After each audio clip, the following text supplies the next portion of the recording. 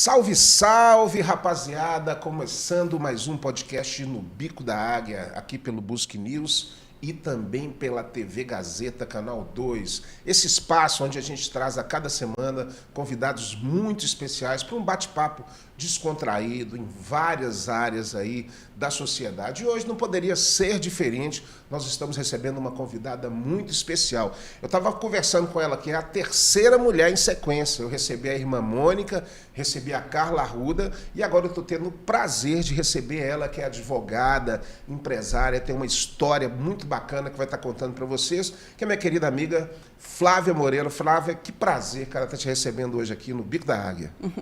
Olá, André, a todos que nos assistem. É uma honra estar presente nesse podcast que já está consagrado, né? Já estamos aqui tem um tempo, né, Flávia, com vocês Sim. aqui.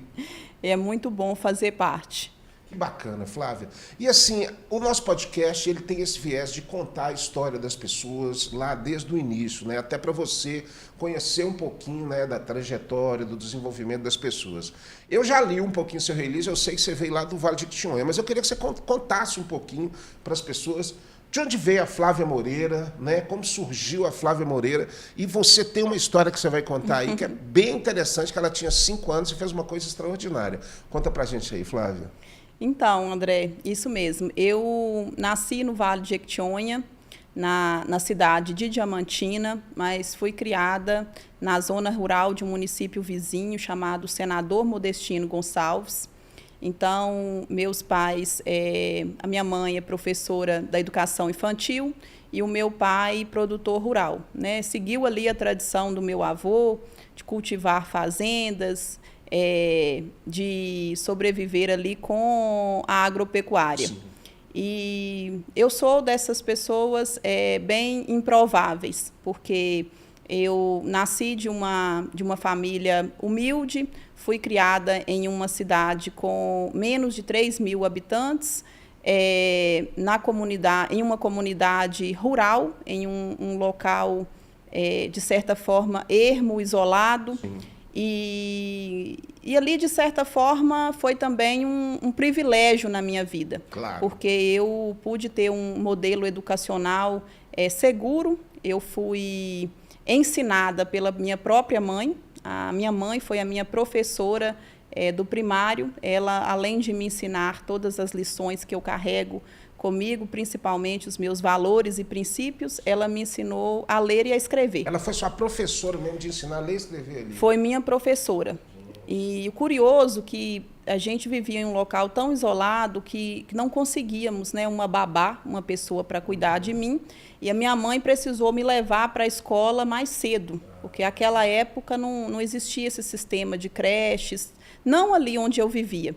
E minha mãe me levou para a escola praticamente com 4 anos de idade, para poder aprender com os alunos da primeira série, os alunos com 7 anos. Eram mais velhos, né? Que eram mais velhos. E isso resultou, né, num aceleramento do meu processo educacional. Sim. Então, com 5 anos, eu já lia e escrevia. Que bacana. E ali a cobrança da mãe é diferente, né? Porque o professor você pode até dar uma escapulida, mas a mãe, como é que você faz? Tem que fazer a lição mesmo, né, Flávia? Com certeza. Eu sou a caçula das mulheres. Nós somos 4 filhos, 3 mulheres e um homem. Sim. E meu irmão nasceu quando eu já tinha 10 anos de idade. Então, a princípio, éramos 3 meninas. E a minha mãe sempre cobrou muito essa questão da leitura, a questão da escrita, porque ela relatava para a gente que o pai dela não a deixou estudar. Ela tinha esse sonho de estudar, então, quando ela se casou com meu pai, que ela deu continuidade aos estudos. E outro relato que ela trazia é que ela enfrentava muitos desafios devido à timidez. E ela queria que nós fôssemos diferentes. E quanto isso é importante, né, Flávia? A gente fica pensando assim, o Brasil, né, que é um país assim gigantesco, com esse interior grandioso, como você falou, morava numa cidadezinha pequenininha ali, e como que a educação ela é um fator transformador. Se você realmente tivesse uma educação geral em todos os cantos, todos os rincões do Brasil, nós teríamos um país muito mais desenvolvido, né? Porque você teve um estímulo de casa da sua mãe. Mas e as outras pessoas que não tinham essa mesma sensibilidade na época, né? Ficaram, de certa forma, prejudicadas, né? Com certeza. Tanto é que eu encontro os meus conterrâneos hoje e eu vejo essa diferença, né, em relação à instrução, à visão e percepção de mundo. Então, a minha mãe, ela teve condições de forjar o meu futuro. Sim. Ela teve condições de projetar em mim aquilo que ela gostaria de realizar. E o fator de transformação na minha vida, com certeza, foi a educação. Por mais que assim você é uma criança, às vezes a pressão demais em cima da criança, você também viveu a sua vida de criança, né? Estudava, mas tinha tudo que uma cidade do interior proporciona para uma criança. Né? Com certeza. Brincar na rua, andar de pé no chão e tal. Quando a gente fala que é de uma família humilde, existe uma diferença muito grande, uma diferença sociológica entre quem vive uma vida humilde no interior, né, principalmente no campo, e quem vive uma vida humilde na favela. Verdade. Por exemplo, ali no campo não faltava nada para a gente. Então, a gente tinha abundância de alimento, de água, de vestuário e, principalmente, aquilo que falta nos ambientes periféricos, de segurança. A gente tinha um nível de segurança e de proteção social muito grande. Então, era possível que os pais pudessem educar os seus filhos de acordo com os valores, com os preceitos que eles acreditavam, porque a influência externa era muito pequena. E não tinha internet, não chegavam as coisas como chega hoje. Hoje parece que tudo se padronizou, né? Todo mundo escuta tudo, a mesma coisa. As pessoas, por exemplo, vai numa roça hoje em dia, tá as meninas dançando funk. Sim. Então é uma coisa assim que tudo ficou meio igual, né? É o excesso de informação que promove a desinformação. Uhum. É um viés distinto. Lá onde eu vivia, André, não tinha sequer escola. Quando a minha mãe decidiu lecionar nessa comunidade, a comunidade se chama Capim Gordura, ali não havia escola. Então, o meu tio, ele cedeu um paiol. Para quem não conhece, o paiol ele é um depósito onde se guarda grãos, principalmente os milhos, para que funcionasse ali uma escola. Então, a gente estudava em condições estruturais terrível, né? Muito precárias, mas em condições didáticas muito favoráveis. O esforço dos professores também nessa época, né? Vivíamos... fazer em função... Sim, vivíamos o governo do Fernando Henrique Cardoso, que, né, por ser sociólogo, por ser um estudioso, foi um presidente que investiu muito em educação. Verdade. Então, eu me recordo como se fosse hoje, que recebíamos caixas de livros e os livros eles eram entregues a nós como se fosse algo único, um presente, né? A gente costumava até recitar a poesia que dizia que um livro era uma caixa mágica cheia de surpresas. Olha, né? Só que interessante. Então, a gente tinha esse olhar do livro, esse apreço pelo livro. E hoje as pessoas se afastam tanto do livro, porque se diminuiu tanto essa questão da leitura hoje em dia, as pessoas não leem mais livros, só quer saber de estar no celular, né? Sim, bem infelizmente complicado. Sim. Mas eu quero saber o seguinte, com 5 anos de idade, você fez algo extraordinário para uma criança de 5 anos de idade. E como foi a ideia de você? Você vai contar para a gente o que você fez com 5 anos de idade, lá em Senador Mourão, lá ainda? Senador Modestino. Modestino. E deu certo. Você conseguiu fazer e a coisa chegou no interlocutor que você queria. O que você fez, Flávia, com 5 anos de idade? Foi algo muito interessante mesmo, inusitado, porque um dia eu questionei a minha mãe. Eu lembro que nós tivemos um dia chuvoso e a escola molhou muito esse paiol onde nós estudávamos, e eu perguntei para minha mãe por que a gente não tinha uma escola, por que a gente precisava estudar ali. E ela me disse que eu precisava pedir uma escola para o prefeito, que o prefeito era quem teria, né, essa disponibilidade de construir uma escola ali na região. Então, quando ela foi para uma reunião de professores com o prefeito, depois que o prefeito terminou de se pronunciar, eu lembro que eu puxei ele pela barra da calça jeans. Ele ainda estava no palanque, ele se abaixou para poder me ouvir. O prefeito, à época, era o Dr. Walter, um médico da cidade e prefeito. E ele me ouviu e eu perguntei para ele por que a gente não tinha uma escola, se ele poderia construir uma escola para a gente. E ele falou comigo que era porque não tinha verba pública. E eu não me dei por satisfeita, eu fiz outra pergunta. Então, quem é que fornece a verba? Ele falou, a verba, quem pode nos oferecer é o presidente da República. Você ficou com isso na cabeça? Eu fiquei com isso na cabeça e eu perguntei para minha mãe como que a gente poderia falar com o presidente que a gente estava sem uma escola. E a minha mãe, então, ali, acreditando no único recurso que ela tinha, que era a educação, ela sugeriu que a gente escrevesse uma carta. Sim. E eu fui desenhando as letras, né? É importante a gente falar para a galera que está assistindo que era a época das cartas. Não sei se você não sabe o que é carta. Carta é um negócio que você pega, escreve à mão, papel, envia para o endereço. Porque hoje em dia as pessoas não sabem o que é carta, mas eu nem lembro a última carta que eu recebi na minha vida. Mas era o que você usava na época, era Sim. o que tinha de comunicação, né, Flávia? E uma ferramenta muito eficiente, Singível, né? eficiente, Eu fiquei ali escrevendo aquela carta com a ajuda da minha mãe para poder pedir uma escola. Depois, um outro desafio foi conseguir o endereço do governo. Sim. E nós conseguimos, né, o endereço e essa carta ela foi remetida para o Palácio do Planalto. Chique, através de um vizinho. O vizinho foi buscar a carta na nossa casa, deslocou-se a cavalo até a cidade para poder postar a carta nos Correios.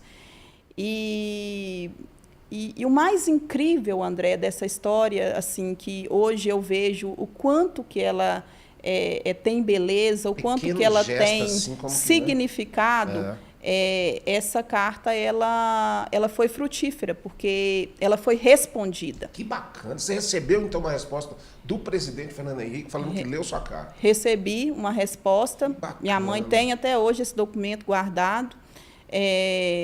Falando que acredito que esse gesto, né, de uma criança de 5 anos pedir uma escola comoveu o governo e foi liberada excepcionalmente uma verba direto de Brasília para poder construir essa escola. Olha isso. Parece até mentira um negócio desse assim, mas né, você está contando a coisa, a escola está lá, né? Sim, está. A escola existe até hoje, ela se chama Escola Municipal Sagrada Família, pertence ao município de Senador Modestino Gonçalves. Ela foi construída em um terreno doado pelo meu avô paterno, que essa foi outra dificuldade, quando a gente viu que teria a verba para fazer a escola, houve a compreensão de que o município não teria o terreno. Então, o meu avô ele fez a doação, né, para o município desse terreno, e essa escola foi edificada. A minha mãe lecionou nessa escola por mais de 30 anos. Que legal, Flávia. E essa escola foi ali o educandário de todas as pessoas que viviam naquela comunidade. Isso é a prova da força da educação, né, Flávia? Assim, claro, você, com a sua sensibilidade ali, de passar pela situação, o paiol ficou molhado, você se incomodou com aquela situação e teve um gesto que muitas vezes as pessoas não acreditam que vão ter acesso a essas pessoas tão difíceis, o presidente, tudo. Mas todo mundo tem acesso a todo mundo, se a coisa for feita certinho, se chegar, se as pessoas receberem, né, direitinho, como foi o caso. E a prova da educação. Então, assim, desde esse momento, você já tinha um olhar para a educação diferenciada, né? E aí a sua trajetória seguiu e você tem que sair impreterivelmente dessa cidade para seguir a sua trilha de educação. E como é que foi essa história aí, continuando? Eu acredito que a educação ela transforma o mundo e nós somos moldados por aquelas pessoas com as quais nós convivemos. Eu tive o privilégio de ter um futuro forjado pela minha mãe, que foi a minha professora. E ela sempre nos educou dizendo que tudo é possível desde que você faça a sua parte. Então, eu entendi o poder da reivindicação com aquela carta. Eu entendi que a palavra ela é uma arma, que ela pode ser usada na forma falada ou escrita. E aquilo despertou em mim o dom do exercício da profissão que eu atuo hoje, que é a profissão de advogada, porque a carta foi a minha primeira petição, foi um pedido. É verdade. Foi a primeira vez que eu pedi para uma autoridade algo que seria um instrumento, uma ferramenta de justiça social. E hoje o petitório, né, do advogado não é nada mais do que isso. É uma solicitação. Né? Uma solicitação. Então, desde aquela época, mesmo você não tendo noção das coisas, do que seria o direito e tudo, você já estava exercendo, né, de certa forma, a sua cidadania para uma coisa que depois ia ser a sua realidade, que era o direito, né? Muito interessante. Sim. Eu tive na minha família uma outra grande inspiração, que foi o meu avô paterno. O meu avô era fazendeiro, ele produzia grãos, ele era um homem à frente do tempo, estava sempre lendo jornais. Aquela época, ele já mantinha na cidade de Diamantina um escritório de advocacia, que ele pagava mensalmente, era algo bem incomum para o tempo. E ele utilizava ali o direito como uma ferramenta de regularização fundiária, como uma ferramenta de transformação e segurança jurídica dos bens que ele possuía. E ali você já viu ele relacionando ao direito. E eu vi ele relacionando porque o meu pai levava a gente para visitá-lo todos os domingos. E todos os domingos o meu avô se sentava na varanda da fazenda, com amigos e com outros fazendeiros da região, para poder conversar, fazer ali um resumo do panorama econômico, político, local. E eles discutiam sobre o preço do boi, eles discutiam sobre a safra de grãos, eles discutiam sobre economia, sobre como que a política poderia interferir no que eles estavam fazendo. E o meu avô tinha um outro hábito curioso que eu não vejo tantas pessoas praticando, que todo ano eleitoral ele fazia doações políticas, ele fazia doações para campanhas políticas. Sim. Então, eu cresci vendo os caminhões saindo da fazenda como doações de grãos para campanhas políticas. O meu avô acreditava na política como um instrumento de transformação. Ele entendia que a política exercia uma interferência externa na atividade que ele desenvolvia e ele tentava. Mas ele nunca entrou na política. E ele tentava, à sua maneira, moldar aquilo. Não, ele nunca foi candidato. Ele sempre apoiava campanhas, né, de deputado, governador. Eram sempre campanhas, eu não me recordo dele apoiando campanhas de prefeito. Eram campanhas de legisladores, ele entendia a importância dos legisladores e, no executivo, ele via como agentes muito importantes a figura do governador de estado e a figura do presidente da República. Com certeza. Então, ele sempre caminhava nessa linha. Você é aquela menina ali, já com essa influência, né, do seu avô, logicamente da educação da sua mãe. Como eu disse a você, você precisa sair de lá para estudar. Aí você vai para Diamantina para continuar seus estudos. Como é que você chegou, e eu quero saber essa coisa, no direito mesmo, de falar assim, olha, eu quero fazer essa faculdade de direito? Olha só, André, como que Deus providencia todas as coisas. O cuidado de Deus conosco é uma coisa maravilhosa. Quando eu fui crescendo, primeiro eu não tinha a escola municipal. Depois, a outra dificuldade seria cursar o ensino fundamental e médio, porque não existia nas comunidades rurais a escola, né, fundamental e o ensino médio. E com 9 anos de idade, até então eu vivia em um local, gente, que não tinha energia elétrica, que não tinha água encanada, que não tinha esses recursos básicos de saneamento. Então, quando eu fiz 9 anos de idade, veio aquele programa do governo Luz para Todos, e através do governo do estado foram distribuídas, né, a luz, né, para os lugares, e chegou a energia elétrica, né, no lugar onde eu vivia. Com a energia elétrica chegou também o transporte escolar rural, que era outra coisa que também não existia. Porque o governo federal, em parceria com o governo do estado, implantou tanto o programa de energia quanto o programa de acessibilidade. Então, foram feitas várias estradas e com isso veio o transporte rural. E com esse transporte, eu fui para a cidade de Senador Modestino Gonçalves, onde eu estudei, né, da quinta série até o terceiro ano do ensino médio. Com 9 anos, ensino médio, né? Sim, com 9 anos eu já tinha em meu coração esse desejo de defender as pessoas. Eu não entendia. Você participava de grêmios assim na escola? Tudo. Eu era aquela coisa de aqueles teatros que, sim, né?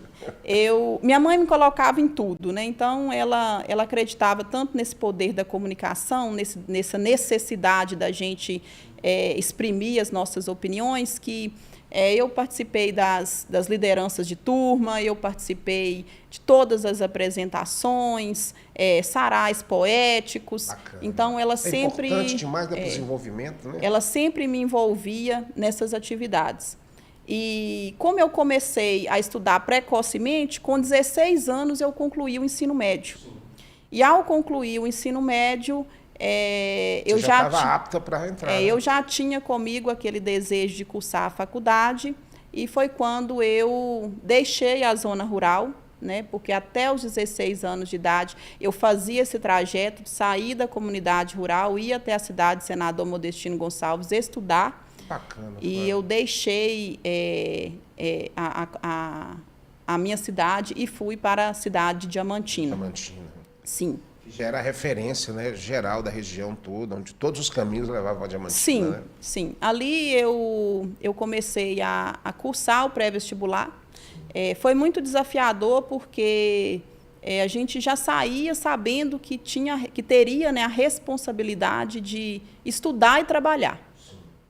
Tem que fazer as duas coisas para se manter. Né? Sim. Então, ali em Diamantina, eu comecei trabalhando em uma loja, né, de roupas e de calçados e cursando o pré-vestibular. E uma das coisas mais desafiadoras para mim eram as ciências exatas, porque eu já tinha mais facilidade com o português, sim, história, geografia. Produzia muitos textos nas férias, porque a minha mãe me cobrava isso, então a gente já tinha muita familiaridade com a dissertação. Você falou no release aqui que na época que você estava estudando, ela te obrigava a decorar o dicionário? Como é que é essa história aí? Era isso, era isso mesmo, gente. É curioso, porque que coisa, hein? A minha mãe, ela considerava algo elementar a boa comunicação. Também, e nós não tínhamos referências, porque as pessoas com as quais nós convivíamos, via de regra, falavam incorretamente, tinha pouca instrução. Sim. Então, a minha mãe, ela limitou aquele ambiente. A gente não convivia com tantas pessoas, a gente não tinha isso de sair para dormir na casa do colega. E nós tínhamos tarefas diárias, e uma dessas tarefas era decorar o dicionário. A tarefa diária era aprender todos os dias 5 palavras novas e formar 5 frases diferentes com essas palavras novas aprendidas. Chegou um ponto que o meu vocabulário ele se distinguiu tanto das demais crianças. Você não conseguia nem comunicar com o povo de lá, né? Eu comecei a sofrer bullying, né? Na época a gente não sabia o que era bullying, mas me chamavam de Barça, me chamavam de enciclopédia. Eu era excluída porque eu me comunicava de forma diferente. Você foi meio blindada por sua mãe para ter uma influência, mas não tanto para você, né? Assim, ter esse desenvolvimento. De certa forma, é uma proteção da mãe, né? O que ela quer para o filho, assim, porque acha que é o melhor e tudo. E, com certeza, de certa forma, você colheu muitas coisas boas disso com a sua capacidade, né? Que você veio desenvolvendo depois. Sim. Então, durante o ensino médio, eu tinha uma visão ainda inocente, até pueril, da minha realidade, porque eu sempre me destacava, eu era a melhor, só que eu não sabia que eu estava numa escola pública e que eu iria competir uma vaga na universidade com egressos de diversos colégios particulares com um nível de formação muito mais sólido do que a minha, né? E foi isso que aconteceu. Quando eu cheguei em Diamantina e precisei cursar pré-vestibular, eu fui entender quais eram as coisas que eu nunca tinha visto, inclusive língua estrangeira, que já era cobrada e a gente não tinha, né, quase que nenhum contato com a língua estrangeira. E ali eu comecei a estudar, a trabalhar e sempre me esforçando com muita dificuldade com matemática, química, física e prestava vestibular para a Universidade Federal de Minas Gerais. Lá em Diamantina tinha o curso de Direito, não? Não tinha. Né? Hoje já tem. Lá o forte era a odontologia, né? Sim, sempre foi o curso sempre foi o forte, sempre foi a odontologia. Hoje tem a UENG, né? A Universidade Estadual, mas à época não tinha. Tinha a PUC Cerro. Então, a PUC tinha uma unidade no Cerro. Inclusive, eu prestei vestibular para a PUC, fui aprovada com 17 anos, mas teria que cursar a faculdade em Belo Horizonte e minha mãe não me deixou ir porque eu não tinha ainda nem os 18 anos, né? Para poder morar numa capital, distante da família. Bacana. E aí, assim, a gente estava comentando até isso, né?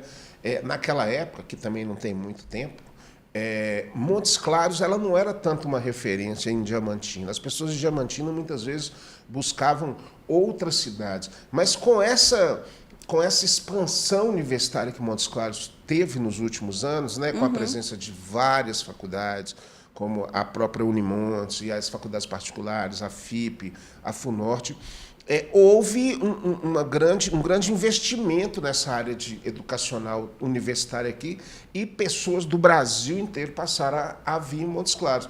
E foi o seu caso também. Você acabou vindo fazer vestibular aqui em Montes Claros. Como é que foi que você chegou aqui em Montes Claros? Você nem conhecia Montes Claros quando você veio fazer vestibular? Nunca tinha ouvido falar de Montes Claros. Eu estava tentando a UFOP e o FMG. Eu havia ficado na lista de espera da UFOP. Aguardava ali ser chamada e tudo. E eu lembro que eu tinha um professor de biologia lá no pré-vestibular, e esse professor ele me falou que ele havia entrado numa sociedade na Unopar, né? a universidade à distância. E ele falou comigo assim, olha, a Unopar não tem direito, mas a Unopar tem história. Presta o vestibular da Unopar para história, porque se você for aprovada com 100% de acerto, eu vou te dar uma bolsa, né, em história para você começar e depois você transfere. E eu fiquei com aquilo na cabeça, né, com aquele pensamento de prestar o vestibular para a Unopar. No dia que eu fui prestar o vestibular, o meu avô materno faleceu. Então, mesmo assim, mesmo com o falecimento do meu avô, eu fui fazer a prova. Depois que eu saí da prova, eu fui para o velório do meu avô. Então, assim... Era o avô de inspiração de você, né? Não, esse o materno. Ah, tá. O paterno, ele faleceu só em 2012. Então, mesmo com esse desafio, eu fiz a prova. Obtive o 100%, né, de acerto nessa prova da Unopar. E com essa prova da Unopar, eu poderia escolher onde eu iria estudar. E, por coincidência, saiu uma matéria à época falando que a Unimontes ela era o segundo melhor curso de Direito do país. É verdade. Era oferecido pela Unimontes, né? E somou-se a isso que eu conheci um rapaz de Montes Claros, né, em um evento, e ele me incentivou a prestar o vestibular. Ele estava indo fazer a segunda graduação e ele fez tudo para mim. Me inscreveu no vestibular e pagou a minha taxa de inscrição e falou, não, você vem, você faz o vestibular porque você vai conseguir. E eu me recordo de algo muito curioso, que quando eu cheguei para poder fazer a prova, e eu levantei o dedinho, chamei o fiscal e falei assim, tem um erro com o meu caderno, o meu caderno não tem as provas de matemática, química e física. E ele falou assim, não, você está prestando vestibular em uma universidade que o vestibular é específico. Aqui a gente não tem essas áreas no vestibular. Bacana, e eu melhor, falei, né? Nossa! Caiu do céu para mim. Isso caiu do céu para mim. Isso era tudo que eu sonhava, né? Bacana. Aí você passa no vestibular de Direito em Montes Claros. E aí o mundo abre para você. Porque isso aí você chega no ambiente que talvez você sempre sonhou em chegar, em conviver com essas pessoas, até porque o nosso curso, como você disse, de direito da Unimontes, não só de direito, como todos os cursos da Unimontes, são cursos de excelência nacional. Sim. São cursos que têm uma qualidade na sua docência, dos professores, na sua estrutura e principalmente na preocupação que todo o corpo tem para a formação do aluno. Então, eu tenho certeza que por isso que nós temos grandes advogados que já saíram da Unimontes, né? Sim. Quando eu não fui aprovada nesse primeiro vestibular que eu fiz, né, foi bem desafiador, eu fiz o primeiro exame, não fui aprovada. Eu vim para Montes Claros estudar na Unopar, fiz 6 meses de História na Unopar, enquanto isso eu consegui bolsa no pré-vestibular de Montes Claros para poder estudar aqui e me preparar. E foi graças a essa bolsa que me foi concedida, à época, pelo colégio Unimax, que eu consegui ser aprovada no curso de História da Unimontes. Eu tentei História e Direito, então eu fui aprovada no curso de História, fiquei em 3º lugar geral da Unimontes, com uma nota recorde, mas por uma questão de nervosismo no curso de Direito eu não passei. Entrei para o curso de História da Unimontes e ali em menos de 6 meses, né, eu prestei o vestibular de Direito, aí eu fui aprovada. Porque na Unimontes? Você começou na Unimontes. Eu comecei História na Unopar, da Unopar eu passei para História na Unimontes, e de História da Unimontes eu passei para Direito. Não foi uma transferência, não existia a transferência, aquela ideia que a gente construiu lá atrás, ela não pôde ser colocada em prática, mas eu fui aprovada no vestibular de Direito da Unimontes. E o mais interessante, né, do poder das cartas, novamente, que na época era o reitor João Canela, ele enviou um telegrama para minha mãe, que chegou lá na comunidade do Capim Gordura, parabenizando ela pela minha aprovação. Legal. Novamente a carta, né? Olha só, a comunicação registrada, né? A comunicação registrada. A gente também tem esse telegrama até hoje. Eu fui a primeira da minha família a fazer faculdade de Direito. Então, assim, aquilo que parecia um sonho tão distante. Já estava virando uma realidade. Já estava se tornando uma realidade. E ali, então, a sua graduação você faz na Unimontes, então? Sim. Na FUNORTE você fez o quê? Foi pós-graduação? Que eu me lembro que você estudou na FUNORTE também na época, não? Não. Eu cursei Direito na Unimontes, depois eu cursei pós-graduação em Direito Tributário pelas faculdades da Damásio e fiz MBA em Gestão de Negócios pelo Instituto Brasileiro de Mercados e Capitais no Rio de Janeiro. Então já tem muita coisa, né? E aí, entrando no direito, né, aquela menina que já tinha isso na cabeça da luta social, da justiça social, aí realmente o mundo se abre para você entender realmente o direito. E é importante até a gente falar para o nosso telespectador, porque muita gente tem esse sonho, né, de se tornar um advogado. Como você disse, você tinha um sonho, às vezes, de se tornar juíza, desembargadora. Tem um amigo meu que ele fez direito em Belo Horizonte, o sonho dele é ser diplomata. E ele está agora estudando para a Rio Grande de Jeipam, mandar um abraço para ele, para ser diplomata. E vai conseguir, pela perseverança, por estar ali se dedicando a isso. Então, essa carreira de direito ela é uma carreira ampla, né, Flávia, que pode possibilitar aí para a pessoa muitas áreas, muitos aspectos e, claro, sucesso na vida profissional também, né? Sim. Eu costumo dizer para os meus estagiários, alunos também, porque eu já lecionei na Pitágoras, no Prisma, que todo sonho é possível. Não há limites para aquele que sonha. Você não pode se tolher, você não pode duvidar de si mesmo. Basta você ter confiança e se preparar. 50% das nossas oportunidades nós já abraçamos pelo preparo. Quando você está preparado, a oportunidade te encontra.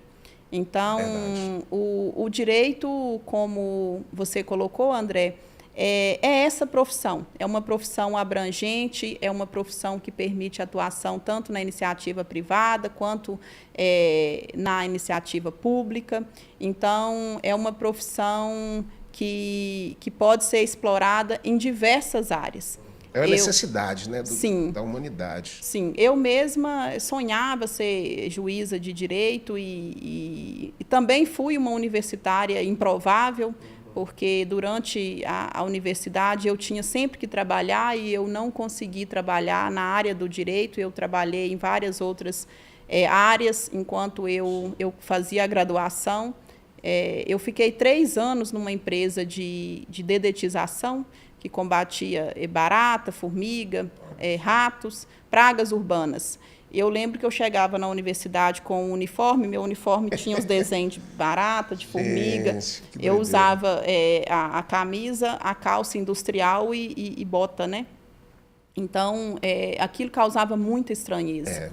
Meus professores brincavam comigo, falavam: Flávia, você está cursando Direito e trabalhando numa empresa da área da biologia, da agronomia, como que é isso? Então, mas eu não me importava. O que estava rolando, né? Eu sabia muito para onde eu estava indo. Isso é muito importante, essa clareza de para onde você está indo, essa confiança no seu propósito. E eu sempre tive isso, essa altivez, essa confiança. E nesse período aí do direito, você tem, assim, professores que te inspiraram, que são inspirações, assim, naquele momento que você estava na graduação, de falar: pô, essa aula foi muito importante. Quem que você pode lembrar, assim? Ah, com certeza, né?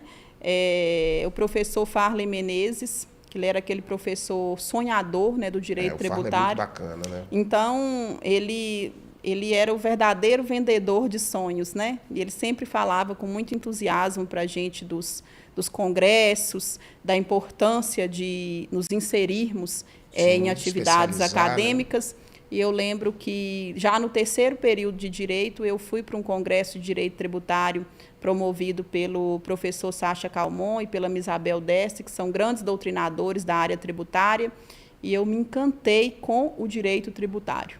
Eu lembro que eu passei a estudar mais essa área, escrever artigos, e nesse momento as coisas novamente se encontram, né? Pela providência divina, porque na empresa de controle de pragas eu trabalhava na administração.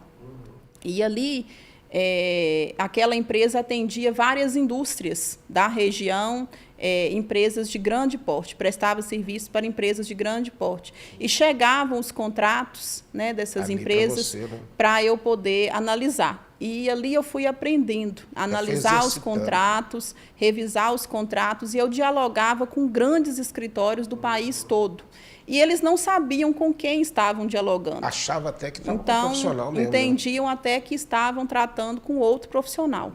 E nisso aí a minha patroa, à época, a dona dessa empresa de controle de pragas, ela viu isso em mim. Ela falou comigo um dia: Flávia, você é muito boa com contratos, você é muito boa com negociação. Por que você não investe nessa área? Eu não vejo quase nenhum advogado atuando em defesa das empresas. O empresário, via de regra, segue um caminho sozinho, um caminho solitário. E eu fiquei com aquilo na cabeça. Você falou, é interessante como as coisas chegaram para você e foram te direcionando para um caminho onde você estava melhor adaptada e preparada para isso, né? Para desenvolver com mais sucesso. Isso é interessante, porque hoje você, e a gente vai falar daqui a pouco sobre isso, você atua com o seu escritório, que é um dos mais renomados aqui da cidade, exatamente nessa área de trabalhar com o direito das empresas, com os contratos, que é uma coisa tão assim... A gente olha contrato, as letrinhas pequenininhas, fica com preguiça de ler, mas ali que está a história do direito. Você tem que ler tudo e entender tudo, né, Flávio? Não é fácil trabalhar com contratos assim, né? Não. O direito civil, né, e os contratos estão ali nos direitos das obrigações, dos negócios jurídicos. Ele é muito importante. É a grande porta, é a grande área do direito. E, naturalmente, as pessoas tendem a ter uma resistência aos contratos.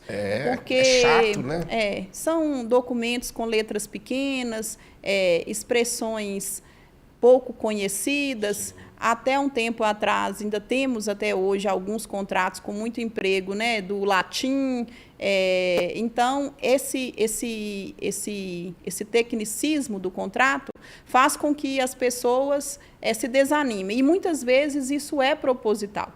Então, vai eliminando, né? Eu vim com esse olhar diferente para os contratos, com a intenção de redigir documentos claros, coesos, concisos, para que qualquer pessoa que possa lê-los consiga interpretá-los e entender o que está escrito. Isso é importante. Data vênia, então, na nossa conversa. Agora eu preciso dar uma pausa, eu preciso dar um recado para você e para você aí de casa também. Você que está gostando aí desse bate-papo com a Flávia, a gente já está entrando na nossa reta final. Flávia, é impressionante. A gente vai começando, o negócio vai andando. Dá para falar uns 3 podcasts. Mas eu preciso dar um recado para você. Você aí que quer fazer também um podcast como esse aqui no Bico da Águia, ou quer produzir uma aula, quer produzir um conteúdo, o local é aqui, é o Busque Estúdios, é a melhor estrutura de produção de estúdio aqui do norte de Minas. Então, que você tem uma estrutura de equipamentos, uma estrutura de estúdio, de profissionais gabaritados, para estar produzindo o seu conteúdo, como é produzido o podcast do Bico da Águia, que já tem mais de 50 edições aí nas 2 primeiras temporadas, falando com muita gente. Então, você que tem esse interesse, procure o Busque Estúdios, entre aí no Instagram do Busque News, que é o maior portal de notícias do norte de Minas, né? O Busque News, que é a empresa que tem o Busque Estúdios, e você pode produzir o seu podcast no melhor estúdio de podcast aqui do norte de Minas. E preciso falar também, Flávio, de uma outra empresa que também apoia o nosso podcast, que é a Personal Jingle, porque nada melhor do que música. Gosta de música? Muito. Qual o estilo de música que você mais gosta?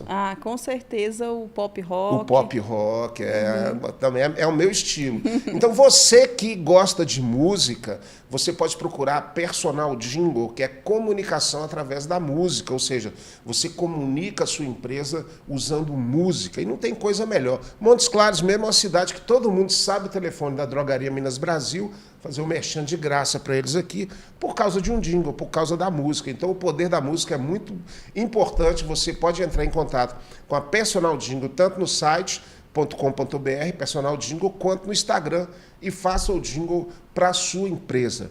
Flávia, você se formou, você se tornou uma advogada e partiu para essa área do direito empresarial. Como é que foi a construção desse escritório? E hoje que você tem esse escritório com muitos funcionários, muitas pessoas que trabalham, e eu vejo no seu trabalho que você também tem esse olhar de dar oportunidade a novos talentos, de dar oportunidade a jovens advogados que estão começando esse trabalho. Como é que é seu trabalho hoje aí nessa empresa? Com certeza. O escritório ele surgiu no ano de 2017. Na reta final ali da minha universidade, eu trabalhei no Tribunal de Justiça de Minas Gerais. Foi quando, novamente, um professor, juiz de direito, me aconselhou. Então, é uma jornada aí de presença de vários professores. O doutor Richardson Brant olhou para mim e falou comigo assim: você precisa ir para a iniciativa privada. Você é muito combativa, você é muito inovadora para um sistema como o Poder Judiciário, onde a gente tem regras tão engessadas. E outra pessoa que eu encontrei também um dia no balcão do fórum, que foi meu professor na Unimontes, ele já não está mais conosco, o professor Danilo Borges. Ele olhou para mim e falou: menina, eu não acredito que você está aqui. Você não vai terminar num balcão de fórum. Olha só. Por que você está aqui? E eu achei assim provocativa a colocação dele, porque ele era sempre assim muito incisivo nas colocações. E naquele momento eu não soube perguntar para ele onde que eu deveria estar, mas logo isso se apresentou em mim. Quando eu deixei o Tribunal de Justiça, eu fui trabalhar no escritório do Dalton Max e da doutora Graciete Priotto, que hoje é a vice-presidente da OAB de Minas Gerais. Eu fui professora do doutor Dalton Max ali de prática jurídica. E antes mesmo de ter a carteira da ordem, eu já tinha uma causa.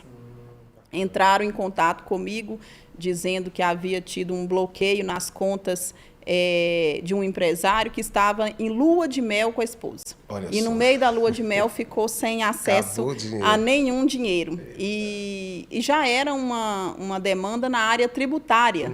Eu tive esse privilégio. A primeira demanda que apareceu no meu caminho, ela apareceu na área que eu sempre sonhei atuar, no direito tributário. E com a ajuda do Dr. Dalton Max, a gente preparou uma peça recursal chamada agravo de instrumento e conseguimos desbloquear as contas desse cliente, desse primeiro cliente, que, diga-se de passagem, é o meu cliente até hoje. Aí, mas como que não deixa de ser cliente? Você salvou a lua de mel do cara. 10 anos de jornada e ainda é o meu cliente. E ali eu aprendi muito com o Dr. Dalton, a doutora Gracietti, eles professores, sempre muito pacientes, e eles sempre atuaram na área do direito do trabalho, direito sindical, e eu sempre trazia a pauta dos contratos. Vamos revisar o contrato para tal clínica médica, vamos revisar o contrato de tal empresa. E aí um dia o Dr. Dalton me falou: Flávia, eu não sei fazer isso que você está fazendo. A minha área é direito trabalhista. Aí eu pensei assim, poxa, está na hora de eu andar com as minhas próprias pernas. A oportunidade está ali, né? Então, eu rememorei o conselho lá da minha patroa, né, de que eu deveria seguir esse caminho, e já com também a questão do direito tributário. A essa altura já tinha feito especialização, já tinha feito MBA, eu já tinha bagagem. Você tinha investido na sua capacitação. Já tinha investido na né? minha capacitação. É aquilo que eu falo de você estar pronto. Quando você está pronto, as oportunidades chegam. Isso é verdade. E foi quando eu decidi alugar a casa onde hoje funciona o meu escritório e começar a trabalhar. Bacana. Eu não encontrei, André, nem colega para dividir sala. Quando eu falei que eu iria assumir as despesas de uma casa grande, né, com um valor significativo de aluguel, as pessoas tiveram medo. Principalmente arriscar, né? Que eu falei que eu iria atuar na área do direito preventivo. Eu fui questionada. Como assim, Flávia? Você vai advogar para uma pessoa que não tem processos? Foi essa a pergunta que eu mais ouvi. Mas aí você olhou, achou um filão ali, que é o grande diferencial, então, né? E mesmo assim eu comecei. E Deus me honrou nessa jornada, porque nunca me faltou o necessário para poder custear as despesas da minha operação. Claro que ali naquele início eu não tive lucro, eu fiz tudo só. E aos poucos as coisas foram se ajeitando, foram se encaixando. E eu sempre fui muito ousada. Então, você não tinha medo de desafios? Eu sempre gostei de desafios, eu sempre me propus a fazer mais do que é esperado de mim. Então, eu encarei esse desafio de assumir essa casa. Depois apareceu um contador para dividir as despesas comigo, e foram aparecendo outros profissionais. E depois apareceram advogados de outra área e foram dividindo esse condomínio, e as coisas foram funcionando. E em 2019, por indicação até também de uma amiga, né, apresentadora também, a Berta Ribeiro, eu tive a minha primeira colaboradora, que está comigo até hoje. Você falou dessa questão de oportunidades. De fato, nós temos esse olhar para os jovens advogados, os estagiários, esse olhar para os novos talentos. Eu acho importante, até a sua entrevista é importante para você, né, que está assistindo, porque é uma história de conquista, uma história de luta que vem lá desde a sua infância, e você segue nessa história, porque agora talvez você está num momento ainda de crescimento desse escritório, né, aumentando as perspectivas, os clientes e tudo, mas principalmente desse empoderamento feminino, de você enfrentar todas as dificuldades, né? Porque, infelizmente, a gente ainda vive num país que as mulheres, muitas vezes, elas não têm essa oportunidade. Elas são reprimidas, muitas vezes reprimidas pela própria família, reprimidas pela sociedade e pela desigualdade, realmente, até na questão profissional. Existem profissões que o homem, mesmo exercendo a mesma função da mulher, o homem ganha mais do que a mulher naquele sentido. É claro que isso está acabando, talvez até através de leis mesmo, e precisa acabar isso, mas você conseguiu enfrentar isso. O que você pode dizer desse seu poder de empreendedorismo, que é o que você também, de certa forma, faz no seu escritório, de incentivar as pessoas nesse empreendedorismo para as coisas darem certo, como mulheres. Então, primeiro é um enfrentamento, né? Se você não enfrenta a vida, ela te enfrenta. Então, o primeiro caminho é este. É um ato de coragem, mas não precisa de agressividade, não precisa de posicionamentos polêmicos. Na verdade, a autoridade ela vem com o exemplo, ela vem com uma construção diária, talvez até com uma rebeldia pela não ação, uma rebeldia silenciosa, onde você resiste de forma pacífica. Eu comecei a atuar na área do direito empresarial e tributário, e essa é uma área predominantemente dominada por homens. E eu fui uma das primeiras a estampar uma placa, primeiro, com o meu único nome, porque eu não tenho um sócio ou uma sócia. Segundo, eu constituí uma sociedade empresarial, o que também não é muito comum. Geralmente as advogadas e advogados atuam como autônomos, atuam ali numa estrutura na pessoa física. Então, eu decidi formalizar essa sociedade.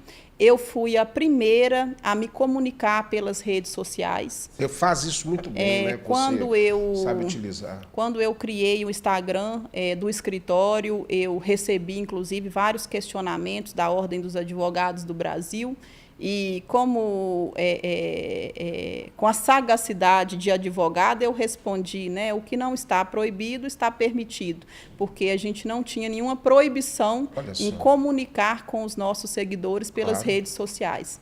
Eu investi num site, então, assim, a comunicação é a chave. Comunicação é tudo. Comunicação é tudo. E um enfrentamento resiliente. Então, quando vieram os primeiros desafios, quando o meu método de trabalho foi questionado, quando a minha forma de comunicar foi questionada, eu expandi isso. Ao invés de encolher, eu fiz um movimento contrário.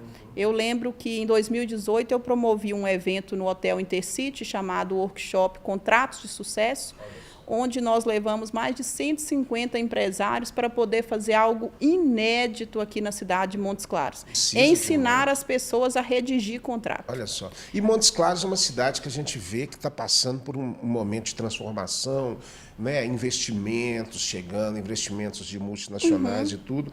E a gente entende que esse empreendedorismo ele vai abranger de uma forma geral. Qual o conselho que você pode dar, então, para essas pessoas que querem entrar nesse desafio? Porque o empreendedorismo também, ele não é uma coisa fácil. Muitas pessoas, elas se aventuram e às vezes se frustram porque não deu certo, porque não fez a coisa correta, né? Porque não teve as associações corretas.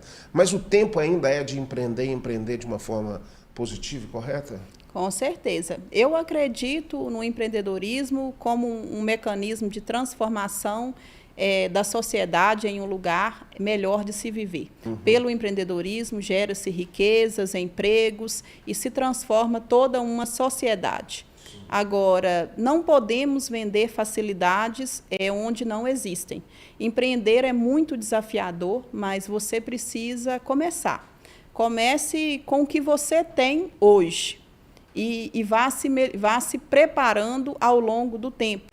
E comece sem grandes ilusões. Às vezes, as pessoas querem resultados imediatos e soluções simples para questões complexas.